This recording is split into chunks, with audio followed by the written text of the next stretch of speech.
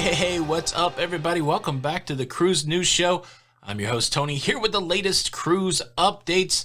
Well, there's a lot of cruise news to talk about today, but I thought I would pepper in a little fun during the show today. Let's talk about cruise worker salaries. Let's talk about American cruise worker salaries. So already this is a different ball game. I've done some research. I've found out what a line cook makes on an American cruise ship. And I found out what a captain makes on an American cruise ship. Do you make more money than a cruise line cook? Do you make more money than a cruise captain? Get a guess going in your mind. This is what we're talking about. We're not talking about a huge ocean cruise liner. We're talking about a river cruise boat, one of these paddle boats, the American Cruise Lines. What do you think the line cook makes on one of these boats? And what do you think the captain makes on one of these boats? We'll reveal it as the show goes along. All right, cruise fans, let's get right to the news. More cancellation news. MSC joining the U.S. cancellation party, canceling all of their U.S. cruises through February the 28th. So they joined Carnival and they joined Royal Caribbean. They joined Norwegian. They are canceling all of their cruises until November the 28th. Did your MSC cruise get canceled? Leave a comment. Let's commiserate. Another cruise bites the dust, and MSC is not done with cancellations. The feather in their cap, the MSC Grandiosa that's been successfully cruising in Europe, successfully cruising in Italy, had a big December planned, but now they're being shut down by the Italian government. They're being shut down by the virus. The virus, of course, on the rise in many places around the world. It continues to impact the health of people, and it continues to impact businesses. The Grandiosa canceling all of its December sailings into early January. They hope to get restarted again, but Italy going into lockdown to try to knock their numbers down a little bit. And I'm assuming if they're successful, then cruising can resume in Italy. The same way, if we can knock our numbers down here, it'll be a better environment to let cruising resume. So MSC shutting down in the United States, shutting down in Italy, and then that Italian shutdown also affecting a Carnival Cruise Line brand, Costa Cruises in Italy. They had a big Christmas season planned. They had been successfully cruising. They are going to be shutting down also to comply with the Italian government. And again, all this focused on trying to knock the virus numbers down. It makes sense. But yeah, it stinks for these businesses. And of course, it stinks for anybody that's affected by the virus. So more cancellations. That's kind of been the week, but more cancellations right there in our faces. So did you contemplate what a cruise ship line cook for one of these small riverboat companies make, American Cruise Lines? Here's the big reveal on the line cook. Line cooks on average, according to ZipRecruiter.com, $47,451 per year. You break that down, I guess, on a 40-hour work week, which you know that cruise workers work longer than that. $23 an hour. So yeah, you could go sail the high sea. You could get on the rivers here in the U.S. $23 an hour as a line cook. Now, what do you think about the captain? We will talk about the captain. I'm saving that till the end. Do you make more than the cruise ship captain? Do you make less? What do you think? More cruise news. Do you know the name Tom McAlpine? Yeah, me neither. Tom McAlpine, an executive at Virgin Voyages. Of course, maybe we'll learn his name better as Virgin gets to sell more. Virgin, not the best timing for starting a cruise line. And the other thing that wasn't the best timing for them is when they started out the idea of having a cruise line, one of their main ports of call was going to be Cuba. At the time they were starting their company, you could still go to Havana on a cruise ship. All that changed in 2019, and now Tom McAlpine is starting to talk a little bit. I sure hope it changes. There's no real, data behind his hope other than he just hopes that the new administration will change its position on Cuba, but he's already starting to talk it up. He was at the International Cruise Summit in Madrid, and he's like, hey, Cuba, do you remember Cuba? We'd like to go back there. We've been to Cuba. It was a heavy deal. Like, we went as tourists, but when you get in the middle of that culture there, you realize how oppressed they are, the people that live there, and it became a heavy thing. So it will be interesting to track as policymakers change here in the United States, whether the United States toward tourism in Cuba changes or whether it will stay the same. Tom McAlpine hoping that it changes. This was a big pillar for Virgin Voyages. Now, I've heard a lot of people out in the community talking about what have these cruise ships been doing? What have these cruise companies been doing during the shutdown? Have they been doing anything productive with their time? Well, one cruise line has been doing something very productive with their time.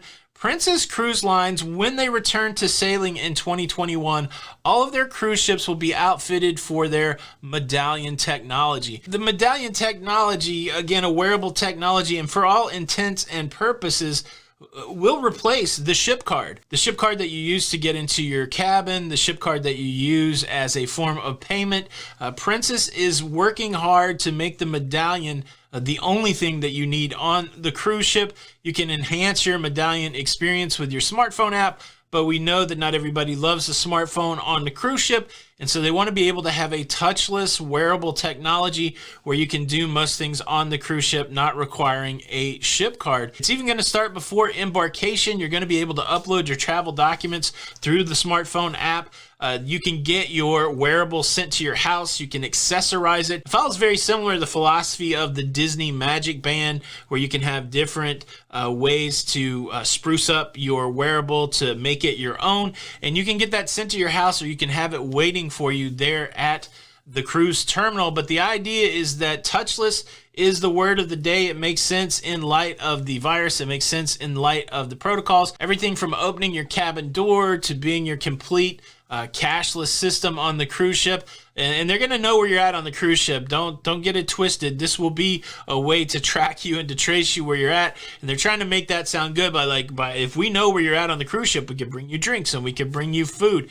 There's going to be some aspect on the smartphone where you could play bingo, where you could gamble in the casino. You're going to be able to do the muster drill with this new technology, going through the muster drill on your own and then just scanning your medallion at the muster station. So there's going to be a lot of perks that come along with this new technology. I know some people out there will find it a little invasive, a little too new school, but I do see this as the future for cruise lines. Again, it's a way where they can do more things touchless. It's a way where they can do more things with one component. Princess blazing a trail when it comes to these wearable technologies, and once again, all of their cruise ships will be ready for the medallion when they return in 2021. Now, if you're a little weirded out about Princess tracking where you're at on the cruise ship, fortunately for you and others, they will not be able to track whether or not you are subscribed to this YouTube channel. You can subscribe to Lido Loca without Princess Cruise Lines knowing about it. So rest easy. I would invite you to subscribe to this YouTube channel. Hit the notification bell. That way you don't miss out on any of these updates. Thank you in advance. So we talked about it earlier in the week. Royal Caribbean has put the Quantum of the Seas back in service in Singapore, currently serving Singaporeans cruises to nowhere. They've completed one of those, and in the recap, in the follow-up to that cruise, they realized that they needed to change a health protocol. They have decided that they need to change the minimum age for who has to wear a face covering on that cruise ship. During that first cruise, all passengers 7 years old and older had to wear a face covering, and now after the first cruise, they've decided that that minimum number needs to be 6 years old. Guests that are getting ready to go on future cruises on the Quantum of the Seas received a letter notifying them that the new minimum age had been changed to 6 years old. This is to be in alignment with the health protocols there in Singapore. So it seems like there was a misalignment after the first cruise. They noticed it, and now they are aligned on a minimum age perspective. I don't have small kids anymore. I have been curious about this. If you're having your smaller children wear masks, what has been the experience? What age group will 6-year-olds wear a mask in public without much hassle, or do you find resistance to that? I would love to hear some of that information in the comments if you want to share. All right, so let's get to the big reveal. If you are a cruise ship captain in the United States, what is your annual salary based on the data gathered by ZipRecruiter.com? Here's the big reveal: $54,229 a year. That averages about $26 an hour if you are a captain. Is that number shocking? I thought a captain would be a six-figure job. However, again, this is a smaller boat. I would think that the captains that are on big cruise liners, surely those guys make six figures. I don't know, but if you love boats, if you love water, that's probably a great wage. Again, you're in charge of a whole boat of people, but did you expect that to be the number? Do you make more than a cruise ship captain? That might make for an interesting, cocktail party conversation. Well, yes, Steve, I understand that your mutual funds are running up as the market goes up, but did you know that I make more than a cruise ship captain? Yeah. All right, I gotta go. Thank you so much for watching the show today. Please show your support by hitting the like button. Hope you're having a great Friday. This is Tony for Lido Loca, and until the next time, We'll see you on the Lido. Bye.